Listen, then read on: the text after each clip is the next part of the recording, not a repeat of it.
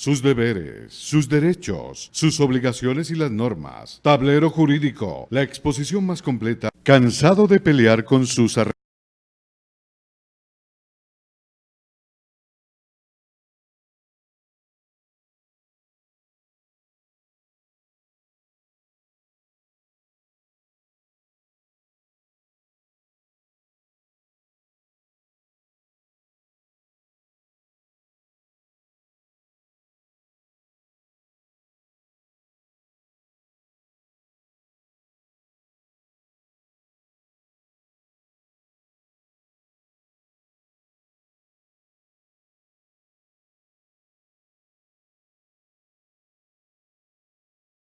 Los invitamos para que sintonicen en el canal SET el programa Tablero Jurídico de lunes a viernes de 3 a 4 de la tarde en directo, para que usted conozca cuáles son los derechos en materia laboral y de la seguridad social, el derecho a la familia, el derecho constitucional, el derecho laboral, entre otros, porque usted debe conocer cuáles son esas normas jurídicas que le regulan.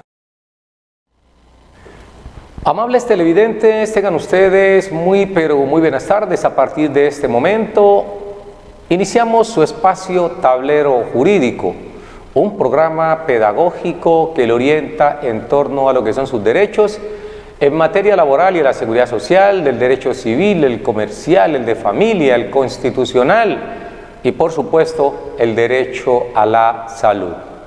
331-2265, 331-2265, nuestra línea de participación que están habilitadas para que usted nos llame, nos cuente su caso y nos permita hacer un trabajo pedagógico con la respuesta al mismo. Vamos a lo que vinimos. Bienvenidos todos y todas. Buenas tardes, televidente en línea. Buenas tardes, doctor Luis Ernelio. ¿Cómo me le ha ido, mi señor? Muy bien, gracias, doctor. ¿Su nombre cuál es y dónde nos llama? Soy Juan David Giraldo del barrio San Fernando Nuevo, llamé la semana pasada.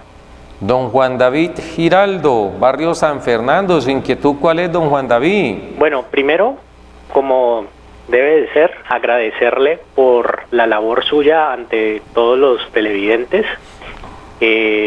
Muy bueno su programa, y pues creo que en nombre de ellos el debido agradecimiento a usted por tan grande labor social que ha hecho con nosotros. Y pues recomendarle al canal y a usted, pues al canal que haga difusión del canal de YouTube donde suben este contenido y se puede repetir para quienes no vean. Y a usted recomendarle también si algún día considera hacer un canal de YouTube donde pues es un gana-gana, o sea, ayuda a las personas y por medio de monetización pues va a tener un ingreso adicional. Esa es la primera parte. Bueno. La segunda, comentarle pues mi caso. Lo que sucede es que pues aquí en el barrio San Fernando Nuevo, comuna 19 de Cali, sí, señor, nosotros pues como todos los barrios tenemos inconvenientes y problemáticas. ¿Qué sucede? Nosotros tenemos una junta de acción comunal desde sus inicios, y esta junta de acción comunal, desde que yo tengo uso de razón, 7 años, no he visto la debida gestión ante las autoridades competentes. Recientemente he notado y he conversado con los propietarios y los vecinos del sector, pues porque hemos visto un deterioro en diferentes componentes como la seguridad, movilidad, problemáticas de convivencia, entre otros. Entonces, a raíz de eso, pues yo consulté, pues porque no tenemos forma de controlar. Se me ha ocurrido hacer derechos de petición, pensar, pero para yo poder emprender una acción, pues me informé y busqué sentencias de la Corte Constitucional a ver por dónde puedo entrar con mis vecinos a hacer el debido control. Entonces tengo 3 dudas. Todo radica porque dentro de la legislación que encontré dice que las juntas de acción comunal, JAC para abreviar, pertenecen a un régimen que se llama asociaciones de trabajo Comunitario. comunitario, exacto, pero que son privadas. Entonces, dentro de eso encontré de que como son privadas, cuando uno va a entrar a hacer alguna reclamación, pues ellos tienen unos estatutos y unos designatarios. Entonces, no encontré algo dentro del acuerdo, un instrumento que me diga cómo no ellos no hagan, cuando yo hago la reclamación, un control hacia ellas, que, o sea, ellas mismas harían su mismo control, o sea, un yo con yo, mal dicho. Y mis preguntas son las siguientes. La primera es, ¿ser designatario de una JAC es ser servidor público o es privado? Lo hablo de contratación. ¿Por qué? Porque habemos personas interesadas que queremos ser miembros de la JAC, porque la actual es legal, pero es ilegítima, o sea, no representa nuestros intereses. La segunda, ¿qué mecanismos legales y acciones se pueden tomar para vigilar, controlar y sancionar a los designatarios de una JAC?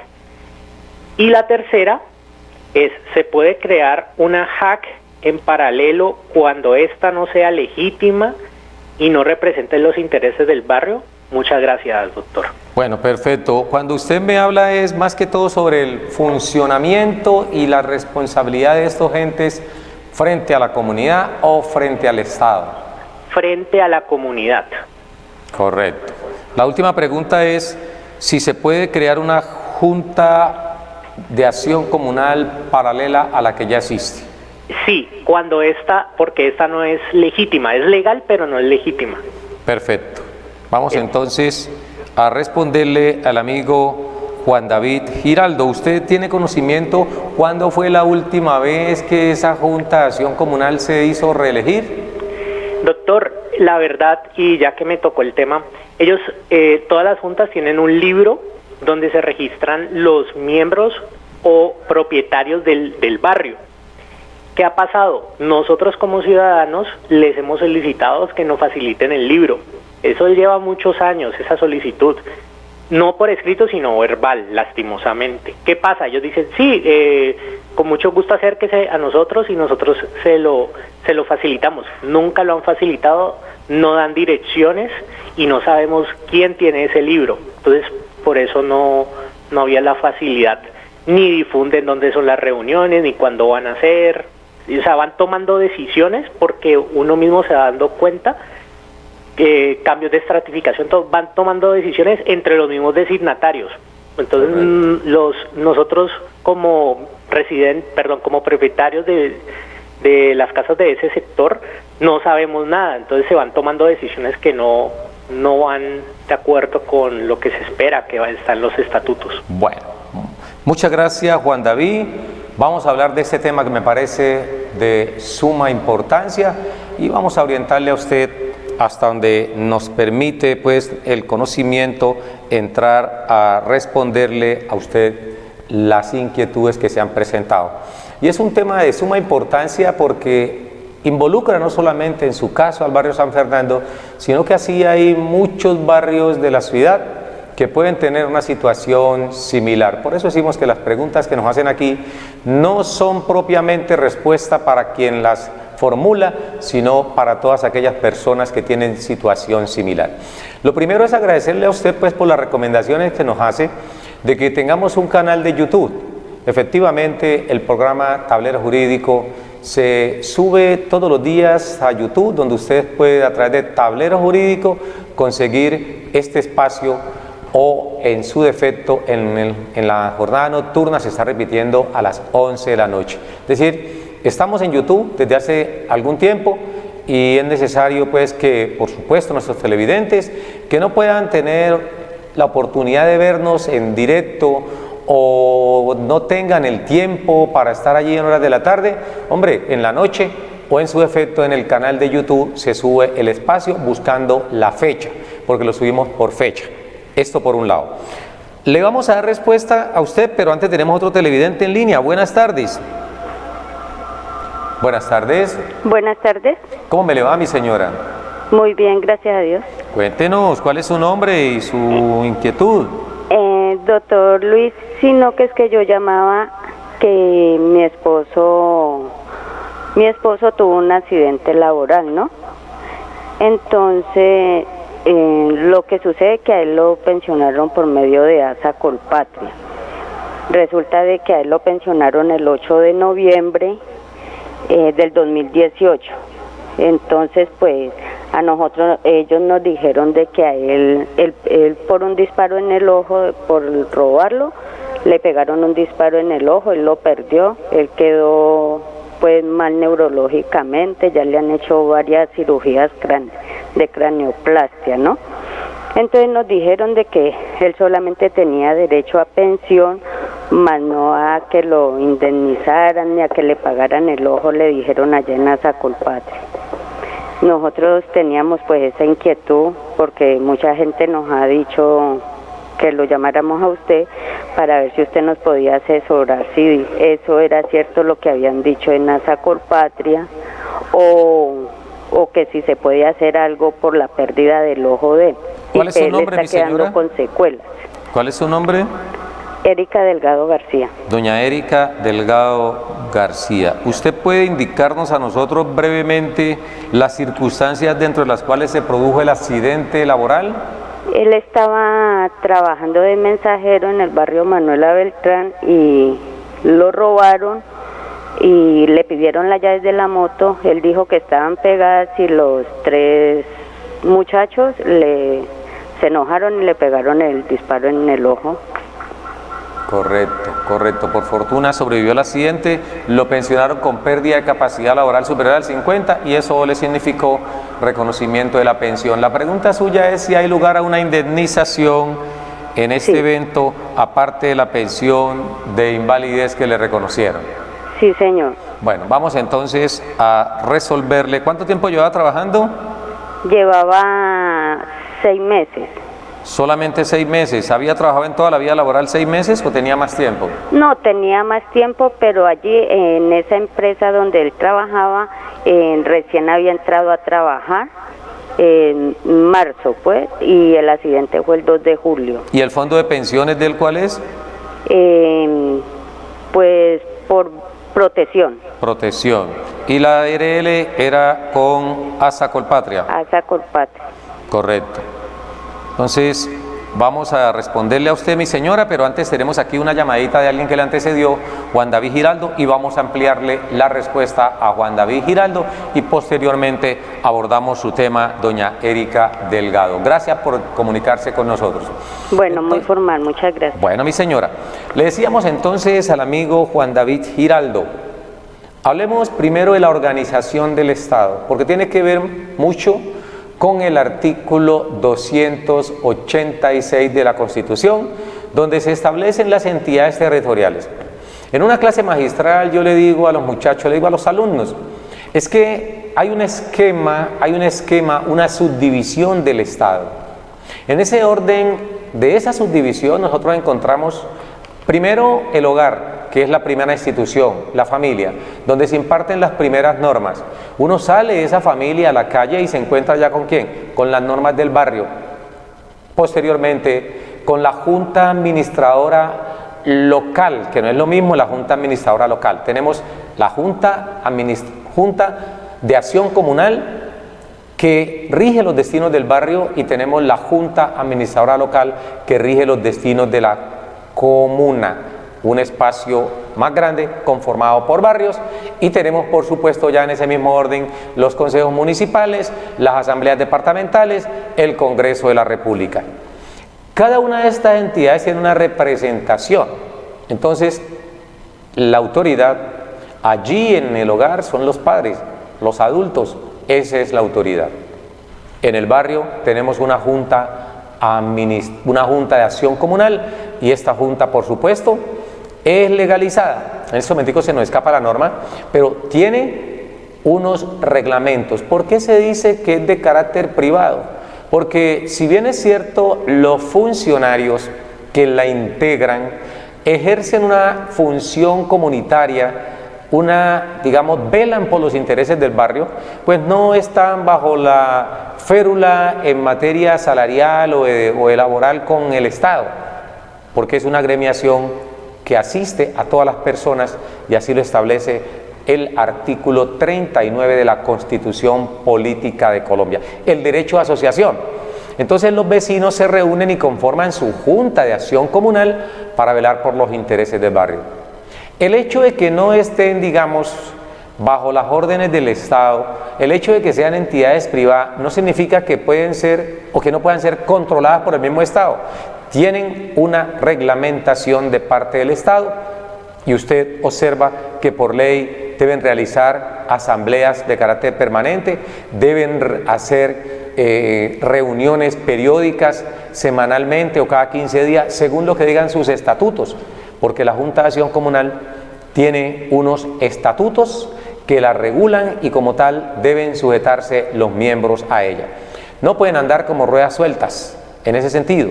Entonces, si hay una persona o una parte de la comunidad que requiere saber en torno a lo que es el funcionamiento de la Junta de Acción Comunal y se están cumpliendo su papel, puede hacer un derecho de petición como habitante del sector, como propietario del sector. Quiero saber qué sucede. Hay un libro, y ese libro que usted cita es muy importante, porque allí se deben registrar los habitantes del sector. Allí se deben registrar. Con su puño y letra deben establecer allí su nombre, su dirección, su teléfono. Esto para llevar un control, como cuando se hacen las elecciones, que las personas tienen el deber de inscribir previamente su cédula e indicar su puesto de votación.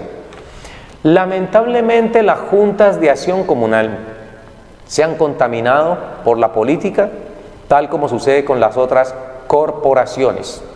El artículo 286, repito, dice, son entidades del Estado. Artículo 286, Constitución Política. Dice, son entidades del Estado.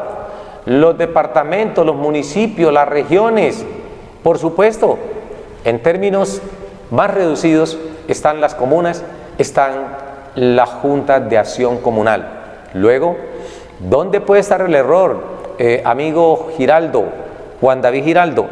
En que la petición usted la está formulando verbalmente, y si es verbal, es gaseosa, se la lleva el tiempo. Pero si usted utiliza los canales del derecho de petición, que ya usted lo citó ahorita, artículo 23 de la Constitución Política de Colombia, desarrollado por la ley 1437 del 2011 y modificado recientemente por la ley 1755 del año 2015, 1755 del 2015. Usted allí encuentra los elementos suficientes para poder invocar derechos de petición y la Junta de Acción Comunal está en el deber de poner a consideración pues los estatutos, cómo funcionan, quiénes son los dignatarios. Esto es claro porque las juntas de acción comunal, repito, no pueden andar como ruedas sueltas. Recuerde que en muchos casos administran recursos públicos, En la mayor parte de los casos, las juntas de acción comunal tienen una sede donde se reúnen periódicamente y ahí es el punto donde deben darle información a los habitantes del sector. Entonces, cuando usted me dice que no sabe en qué momento se reúnen, en dónde se reúnen, no. Ellas deben indicar cuál es la sede, ¿sí?, de la Junta de Acción Comunal, si tienen sede. Ahora, si se reúnen en casa de un particular y por esa razón a lo mejor no pueden permitir, no. Recordemos que cuando se habla de asambleas, son convocatorias que se hacen abiertas a la comunidad.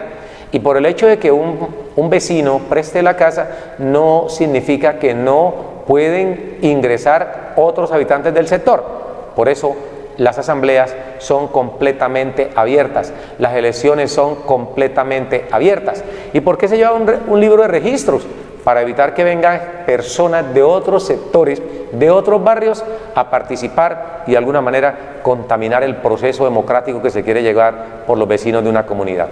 Entonces, lo primero que hay que hacer, David, es un derecho de petición y exigir respuesta a las preguntas que usted está invocando. Si no lo responden, pues ya viene una acción de tutela, que es lo normal que puede presentar una persona cuando le violan un derecho fundamental como lo es el de petición, para que tengamos esa claridad. Me dice usted, mecanismos legales para controlarla. Bueno, sí están. Lo mismo estatuto indica cuál es la función del presidente de la Junta de Acción Comunal, el vicepresidente, el tesorero, el vocal, el secretario, etcétera, etcétera. Y allí también hay unas sanciones cuando se quebranta la ley. No es porque sea junta y como es un organismo privado, entonces, por ejemplo, recaudan recursos y simplemente hacen y deshacen de ellos y no le dan cuenta a nadie. No, deben, por supuesto, presentar informe a la comunidad, y la comunidad puede convocar también a asamblea. En un número determinado en ley pueden convocar a asambleas de esa comunidad para que la Junta de Acción Comunal rinda y someterse, por supuesto, a los cuestionamientos o preguntas que la comunidad le haga a ellos para responder. Existe también una pregunta que usted me hace es, ¿puede existir una Junta de Acción Comunal paralela ante el desconocimiento del funcionamiento de la actual? Es posible que usted convoque, siempre y cuando cumpla con esos requisitos. Hacer, por ejemplo, el registro de varios, saber quiénes son los miembros de esa junta y volver a registrar. Esto ya, recuerde que las juntas de acción comunal están afiliadas con la Secretaría de Gobierno, deben estar inscritas en la Secretaría de Gobierno. Su presidente y representante legal debe, porque ellos reciben diversas ayudas de la Secretaría de Gobierno, que es el despacho que tiene contacto permanente con estas personas. Reciben ayudas no solamente económicas, sino materiales, instrumentos, por ejemplo, para desarrollar algún tipo de actividad al interior del barrio, y eso todo hay que controlarlo. De hecho, y lo manifestamos porque en algún momento fuimos presidente de una Junta de Acción Comunal de un barrio muy tradicional de esta ciudad. Entonces, es muy importante que las personas conozcan y que se difunda más el papel que cumple la Junta de Acción Comunal, porque son una especie de gobierno chiquito en el barrio para poder tener al alcance de todos la problemática y, por supuesto, la solución a esta por parte de todos los habitantes del sector. Está en mora de poder comenzar a convocar la gente y exigir que se haga una especie de cabildo abierto, así como lo hacen los consejos, que se convoque de manera extraordinaria, porque las reuniones son ordinarias cuando están establecidas ahí en los estatutos que dice periódicamente cuándo se reúnen, y extraordinaria cuando las circunstancias así lo ameriten. Y si en este momentico un grueso número de la comunidad considera que la Junta de Acción Comunal no es operante, pues puede convocar a una asamblea y exigirle algunas respuestas a las preguntas que tienen para formular en torno a su funcionamiento. Ojalá y las juntas de acción comunal no sigan siendo permeadas, no sigan siendo contaminadas por la política, porque reúnen los mismos vicios. Es una forma como los mismos caciques tradicionales del municipio se mantienen en el poder, con unos alfiles que tienen allí en las juntas de acción comunal. Usted no puede decaer en su intento y hay que avanzar. Ojalá usted me llame para decirme que ha avanzado un poco con la orientación que le estamos indicando por aquí y qué respuesta tuvo usted de parte de los miembros de la Junta de Acción Comunal. Radique peticiones, exija ante la Secretaría de Gobierno cuál es la sede, quién es el presidente o los estatutos que rigen la Junta de Acción Comunal de su barrio, y están en el deber de entregárselo, están al alcance, son de carácter público, para que actuemos allí Juan David Giraldo. Entonces, esperamos con esto poder dar respuesta aparte de los interrogantes que usted se ha planteado, pero sobre todo que usted, a partir de allí, de esta orientación, usted pueda empezar a actuar y a recibir resultados de las entidades competentes frente al funcionamiento de las juntas de acción comunal de cada barrio.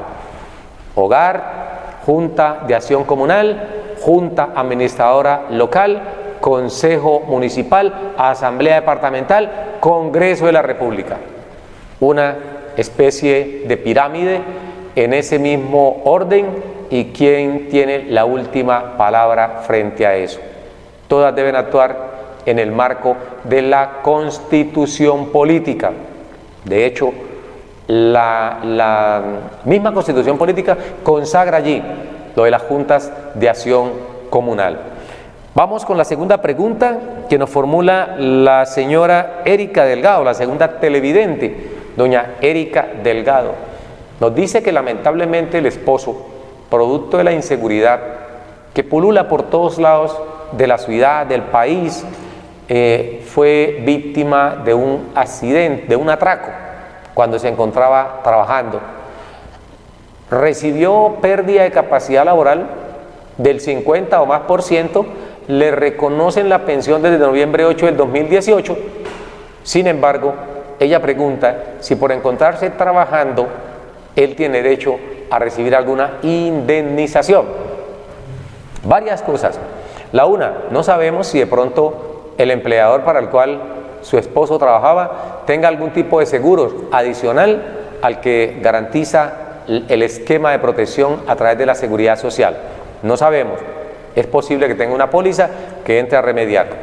Lo otro, para que haya lugar a una indemnización de parte del empleador, aquí se nos olvidó preguntarle a la señora Erika Delgado si lo que busca es una indemnización del empleador o empresa, o si busca una indemnización del Estado, o si es una indemnización de la misma entidad que le reconoció la pensión por invalidez, en este caso ASA Seguros Colpatria, como ARL.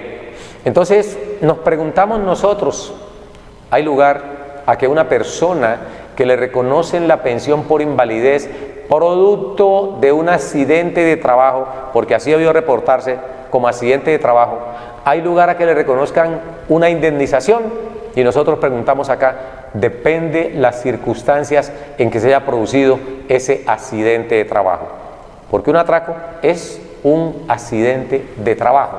Entonces la pregunta es, ¿deben reconocerle o no deben reconocerle? En este caso diríamos que no. Solamente cuando se logra demostrar que hay culpa patronal en el acontecimiento de los hechos, habiéndole advertido al empleador, en ese evento podemos nosotros decir que hay una culpa patronal, como lo indica el artículo 216 del Código Sustantivo del Trabajo. En efecto, este artículo establece que cuando se produce el siniestro que ha generado o ha derivado en una pérdida de capacidad laboral en el trabajador, y esto fue producto de la negligencia del empleador, hay lugar a demandar a través de una indemnización. Ahora, si a él lo mandaron a trabajar a una zona que se sabe es de pronto insegura, como lo es casi toda la ciudad, lo mandan a trabajar allá y no lleva ningún tipo de protección, es posible que ustedes puedan configurar una culpa patronal, porque es mandarlo, como dice popularmente el refrán, a la boca del lobo, sin ningún tipo de protección. Sabemos que si son trabajadores que recaudan algún tipo de dinero, siempre van con unos guardaespaldas, van allí tratando de respaldar la labor que están haciendo. Pero si mandan a un trabajador a una zona que puede resultar más insegura que otra, conscientes de que allí permanentemente se producen atracos o diversos tipos de delitos y no lo hacen, es posible que hablemos de una culpa patronal. En ese caso, sobre todo cuando usted me dice, hombre, lleva 6 meses trabajando en la empresa, entonces habría que mirar esa parte, doña Erika Delgado, y eso hay que mirarlo con detalles. ¿Qué pasó? ¿Cómo pasó? ¿Cuándo pasó? Es decir, ¿qué circunstancias rodearon ese atraco de su esposo que terminó lamentablemente con un tiro en su rostro y que a la postre le significó la pérdida de capacidad laboral de un 50 o más por ciento? Esto pues para aclarar un poquito el tema suyo y de esta manera poder nosotros orientarle. Solamente hay lugar a indemnización por parte del empleador al trabajador cuando se produce el accidente laboral por culpa patronal, y la culpa patronal está determinada en el artículo 216 del Código Sustantivo del Trabajo. Hace poco escuchamos nosotros una importante sentencia en donde se condenaba a Eterni, porque Eterni generó negligentemente, no tomó las medidas del caso para proteger a sus trabajadores que trabajan con ese asbesto, y el asbesto es cancerígeno. Esa persona fallece. No solamente le obligan a reconocerle la pensión de origen laboral, sino que puede entrar a demandarse, a indemnizar a la empresa por no haber tomado las medidas suficientes a proteger la integridad de ese trabajador. Y en este caso que usted nos plantea, doña Erika, no es la excepción.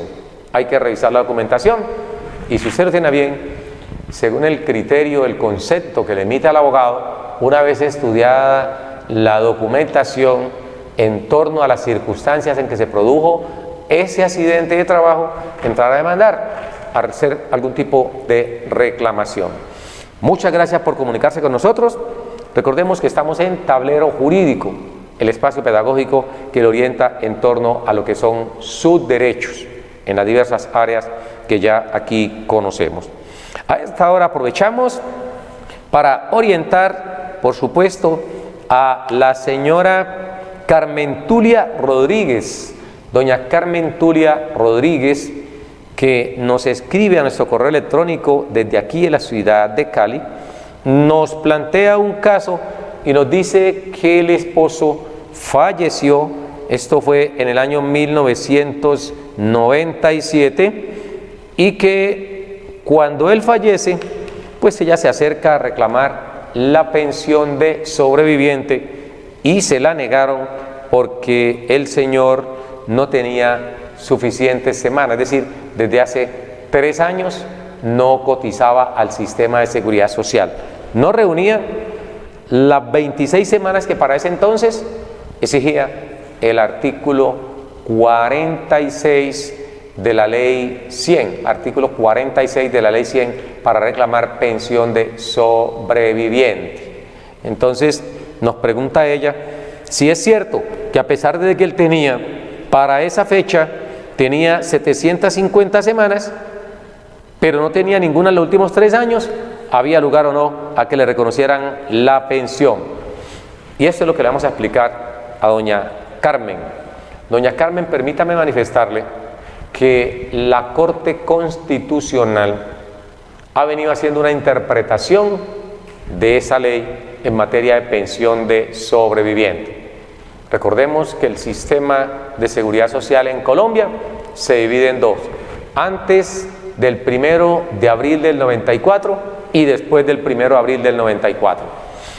Antes del 1 de abril, para ese mismo caso que usted nos plantea, mi señora, en materia de trabajadores del sector privado, estaba en vigencia el decreto 758 del año 1990. Con este decreto se aprobó el acuerdo 049 del mismo año, 1990. Y ese decreto establecía que si una persona fallecía estando afiliada, se exigían 150 semanas durante los últimos 6 años, 150 semanas durante los últimos 6 años anteriores al fallecimiento, si era una pensión de sobreviviente. Ese mismo requisito se pedía, artículo 25, si era una pensión de invalidez, indicando que si la persona perdía capacidad laboral, no fallecía, pero perdía capacidad laboral en un 50 o más por ciento, y tenía 150 semanas cotizadas dentro de los últimos 3 años anteriores a la fecha de estructuración de la pérdida de capacidad laboral, entonces esa persona tenía derecho a la pensión de invalidez. Y si era el fallecimiento o la muerte de la persona, había lugar a la pensión de sobreviviente. Entonces, estas dos circunstancias tenían un ingrediente, y es de que si la persona no tenía las 150 semanas en los últimos 6 años anteriores a la fecha de estructuración o a la fecha de fallecimiento, entonces le exigían 300 semanas durante toda la vida laboral. Con 300 semanas, según el decreto 758 del año de 1990, artículo 4 y siguiente, artículo 17, artículo 25, establecían allí un seguro de vida por siempre. Las personas cotizaban 6 años al sistema de seguridad social y con eso obtenían un seguro de vida por siempre. Ojalá el destino nunca llegara, digamos, a incapacitarlo con más del 50%, ojalá no se murieran tan temprano, pero si eso sucedía, que se accidentaba, perdía capacidad laboral en un 50 o más por ciento, o también producto de una enfermedad, entonces había lugar a una pensión por el solo hecho de haber tenido 300 semanas cotizadas. Esto, repito, para pensión de invalidez o para pensión de sobreviviente. Esto era antes de la entrada en vigencia de la Ley 100 del año 1993. Sin embargo, cuando entra en vigencia la Ley 100, se cambia sustancialmente los requisitos en materia de densidad de semanas. Escuchen bien que estamos hablando del artículo 4, del artículo 17, del artículo 25, del decreto 758 del año de 1990, con el cual se aprobó el acuerdo 049. Entonces, era muy fácil, diríamos nosotros, o muy asequible, no fácil, sino asequible para una persona que estaba vinculado al sistema, cotizar 300 semanas y con eso tenía de por vida un seguro de invalidez o un seguro de muerte para sus beneficiarios. La Ley 100 cambió y dijo, no, vamos a seguir 26 semanas en el último año. 26 semanas en el último año. Así lo estableció inicialmente en el artículo 46. Artículo 46 para efecto de pensión de sobreviviente. Artículo 39 para efecto de pensión por invalidez. Entonces, estas 26 semanas dejan de lado las 150 que se pedían en los últimos 6 años o las 300 que se pedían durante toda la vida laboral. Dos circunstancias distintas, pero que conducen a un mismo fin: reconocimiento de la pensión de sobreviviente, reconocimiento de la pensión por invalidez. Artículo 46 y 39 de la Ley 100 respectivamente. ¿Qué pasó entonces? Que este artículo 39 fue modificado por la Ley 860. Artículo 39 fue modificado por la Ley 860 del año 2003, indicando que ya no eran 26 semanas en el último año, sino 50 semanas dentro de los últimos 3 años anteriores a la fecha de estructuración, indicando a su vez que si una persona fallecía sin que tuviera 150 semanas en los últimos 3 años, o si la persona perdía capacidad laboral en una porción del 50 o más por ciento, sin tener 50 semanas dentro de los últimos 3 años anteriores a la fecha de estructuración, pues sencillamente no había lugar a la pensión de sobreviviente o no había lugar a la pensión por invalidez. Se perdía una cuestión más favorable o beneficiosa que estaba establecida en el decreto 758 del año de 1990. Con esto, ¿a quién se ayudó? Se ayudó, por supuesto, a los fondos de pensiones y, por supuesto, a Colpensiones. ¿Qué sucede hoy entonces? Que la Corte Constitucional, interpretando no régimen de transición, sino principio de favorabilidad. Recordemos que el régimen de transición aplica únicamente cuando se trata de pensión de vejez y quedó desamparado lo que tiene que ver con la pensión de invalidez, lo mismo que la pensión de sobreviviente, cuando muere un afiliado, no un pensionado. Porque recordemos que cuando muere el pensionado no hablamos de pensión de sobreviviente, sino una sustitución pensional. Los requisitos están más que cumplidos. La duda se presenta cuando muere la persona que no está pensionado, sino que está meramente afiliado al sistema.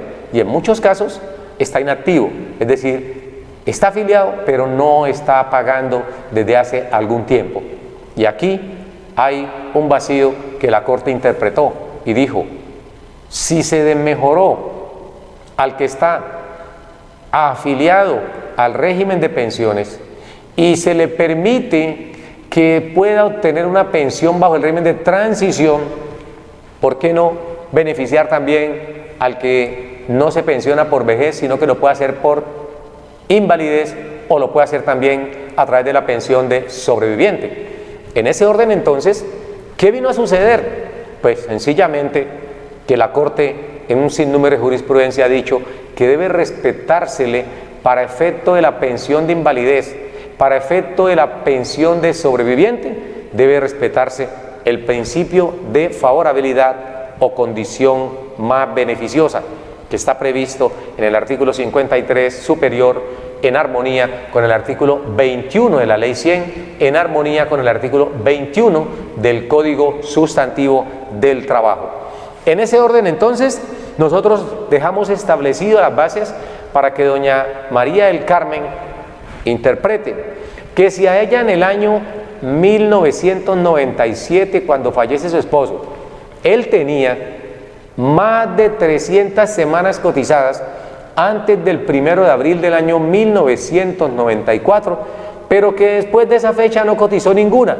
En los últimos 3 años anteriores a su fallecimiento, ella tiene derecho a que le permitan obtener la pensión de sobreviviente bajo la figura del principio de favorabilidad o condición más beneficiosa a ese trabajador afiliado o a sus beneficiarios. Y eso es lo que hay que alegar. Pero está claro, doña María del Carmen, que la pensión de sobreviviente o la pensión de invalidez, bajo estas condiciones de principio de favorabilidad o condición más beneficiosa, no es reconocida vía administrativa, lo que hace necesario que una persona entonces tenga que entrar a demandar ante instancias judiciales para que sea un juez de la República quien es conocedor de la jurisprudencia y la aplique en ese caso en particular, porque la única forma que se le puede exigir a las entidades del sistema es a través de demandas. Ellas, bajo jurisprudencia, casi nunca actúan y han desconocido la misma jurisprudencia que en ese sentido indica que ya no nos podemos quedar únicamente, no nos podemos atemperar al artículo 230 de la Constitución Política de Colombia, que ha venido definiéndose o se definió en un comienzo de la Constitución que la jurisprudencia, la doctrina son criterios auxiliares. Pues bien, el artículo 230 de la Constitución Política textualmente dice que los jueces de la República están sometidos al imperio de la ley, que la jurisprudencia, la doctrina son criterios auxiliares. Esto fue mandado a recoger hace mucho tiempo y así aún se mantenga en la Constitución. Es claro pues que los operadores judiciales, llámense jueces y demás, no están sometidos únicamente al imperio de la ley, están sometidos al imperio del precedente jurisprudencial, que es el que en última instancia aplica para ese tipo de circunstancias, sobre todo si estamos hablando de un precedente que es producto o es emitido por la Corte Constitucional. Ojalá y sean las Cortes Constitucionales de esos primeros años que se creó la misma, porque en los últimos tiempos la Corte Constitucional, algunos magistrados han tenido otro criterio regresivo, contrario a lo que se dice por parte de la misma jurisprudencia, que las normas en materia de derecho laboral y de la seguridad social deben ser progresivas, es decir, deben ser hacia el futuro y deben buscar hacer más universal un derecho. Pero últimamente la Corte Constitucional ha emitido algunas sentencias que son regresivas, que son discriminatorias, que son excluyentes, que no conjugan para nada ese principio de favorabilidad. Muchos de ustedes me estarán preguntando ejemplos de ellas. Ahí tenemos la SU 140 de marzo 28 del año 2019, sentencia con la cual se acabó totalmente con el incremento pensional que ya otras sentencias de manera reiterativa habían venido reconociéndole a las personas que se pensionaban bajo la figura del acuerdo 049 del año 1990. Esto ya había sido definido, había sido zanjeado por muchos magistrados desde el año 1994, 1 de abril del 94, fecha en que entró en vigencia la Ley 100, hasta el 28 de marzo del año 2019. Estamos hablando 2019, es decir, estamos hablando de aproximadamente 24 años, 25 años después de haberse interpretado y creado todo un acervo jurisprudencial. La Corte actual viene para cumplir, digamos, exigencias del gobierno de turno y tumba los incrementos pensionales que tanta falta le están haciendo hoy a muchos pensionados del mínimo, porque esos pensionados del mínimo son los que más necesitan ese 14% por cónyuge, compañera, compañero permanente, porque esos pensionados del mínimo son los que más necesitan el incremento pensional del 7% por hijos en edad escolar o por hijos en situación de discapacidad y estando a cargo de este pensionado. Pues bien, con esto queremos entonces agradecerle a doña María del Carmen por habernos escrito y decirle a ella que no cabe la menor duda que debe conseguir un abogado de su confianza para que presente el proceso ante un juez laboral tendiente a que le reconozcan la pensión de sobreviviente como consecuencia del fallecimiento de su esposo en el año de 1997, cuando estaba en vigencia aún la Ley 100, pero que su esposo al fallecer dejó sentados los presupuestos para que le reconocieran la pensión de sobreviviente conforme al decreto 758 del año de 1990. Con esto pues damos por explicada la pregunta que nos formuló doña María del Carmen y a la espera, por supuesto, que ustedes, señores televidentes, que han escuchado, socialicen esta información, la compartan con vecinos. Si tiene un vecino, un familiar o usted mismo tiene un familiar cercano que se le haya muerto, siendo usted beneficiario, revise bien si le negaron la pensión de sobreviviente o de invalidez porque no tenía 50 semanas cotizadas en los últimos 3 años anteriores a la fecha de estructuración. Váyase con la historia laboral, verifique cuántas semanas tenía a 1 de abril del año 1994. Y si usted observa que tenía a esa fecha 300 semanas, no cabe la menor duda que el juez de la República está llamado a protegerle a usted el principio de favorabilidad o condición más beneficiosa. No importa que hayan transcurrido cerca de 20, 30 años de haber fallecido su familiar, no interesa. Lo importante es que la norma está allí. Recuerde usted que la pensión o el derecho a la pensión es de los pocos que no prescribe. No prescribe el derecho como tal.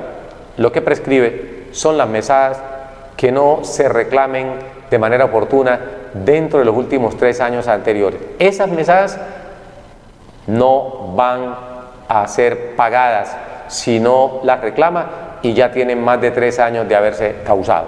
Para que expliquemos esta parte, la diferencia entre la no prescripción del derecho a la pensión frente a la prescripción de las mesadas pensionales. El derecho es el todo, las mesadas que prescriben es una parte de ese todo. Entonces lo que la norma dice es que el derecho a la pensión no prescribe, en cualquier momento se puede reclamar, no importa que hayan transcurrido 20, 30, 40, 50 años desde que se hizo exigible, pero no le van a reconocer a la persona todas las mesadas que se causaron a partir de ese momento en que se produjo el siniestro, en que se produjo el derecho, hasta hoy. Simplemente suman a hoy y las que ya cumplieron 3 años no las van a pagar. ¿Qué significa esto? Nos vamos de esta fecha 3 años atrás y de ahí hacia adelante las pagan. De ahí hasta atrás, 3 años hacia atrás, no las van a pagar. Para que ustedes, señores televidentes, sepan cómo actuar, cómo reclamar sus derechos ante las entidades del sistema de seguridad social integral. Por eso, lo mejor que usted puede hacer, si ha sido, digamos, negada la pensión o cualquier otro derecho, porque esto no aplica únicamente para la pensión de invalidez, no aplica solamente para la pensión de sobreviviente, aplica para muchos derechos en el campo del derecho laboral y de la seguridad social. Y aplica para muchos porque hoy en día, y aquí lo repetimos a diario, las entidades se especializan en emitir conceptos, en emitir resoluciones donde desconocen un derecho y se puede creer por parte de los usuarios al sistema de seguridad social que esa entidad tiene la razón, que esa entidad tiene la última palabra y lo que ella diga no admite ningún tipo de controversia. Pues bien, ese es un error, un gran error que se comete de parte de los afiliados. Cuando le nieguen un derecho por parte de las entidades del sistema de seguridad social, bien sea en salud, bien sea en pensión, bien sea en riesgo laboral o bien sea en servicios sociales complementarios, usted está allí. ¿Para qué? Para buscar su abogado de confianza y hacer las reclamaciones ante un juez laboral para que pueda entonces de esta forma entrar a reconocerse el derecho. A veces uno no entiende cómo las personas no son capaces de consultar y creen los mensajes que se dicen en las entidades del sistema de que no requieren abogados para trámites, especialmente los fondos de pensiones son muy dados a decir que para ese trámite no requieren abogados, pero dicen que no requieren abogados simplemente para que las personas no busquen una asesoría de un profesional del derecho idóneo en el tema. Pues cuando decimos idóneo no significa pues que cualquier persona puede ir, todos son abogados, pero no todos pueden ser idóneos en ese tema. Por eso el derecho tiene sus especialidades y hay que buscar, si su caso es de laboral o de seguridad social, busque al que sea idóneo, al que sea experto en ese tema, pero no se ponga usted a estar creyendo lo que le dice la entidad del sistema. Consulte otras voces para que despeje cualquier duda y de esa forma pueda pues reclamar de manera sincronizada como debe ser. Pues bien, esto ha sido todo por el día de hoy, ya el tiempo se nos acaba, la invitación es para que mañana en punto de las 3 de la tarde estemos allí en más Tablero Jurídico. A todos ustedes les agradecemos por haberse comunicado con nosotros, pero sobre todo permitiéndoles que ustedes socialicen el conocimiento, compartan lo que ustedes aprenden en Tablero Jurídico y lo pongan en práctica. Muy buenas tardes a todos, a doña Erika Delgado, a Juan David Giraldo y demás televidentes. Gracias por comunicarse con nosotros. Una feliz tarde, un fuerte abrazo y por supuesto un Dios los bendiga. Nos vemos mañana. Sus deberes, sus derechos, sus obligaciones y las normas. Tablero Jurídico, la exposición más completa.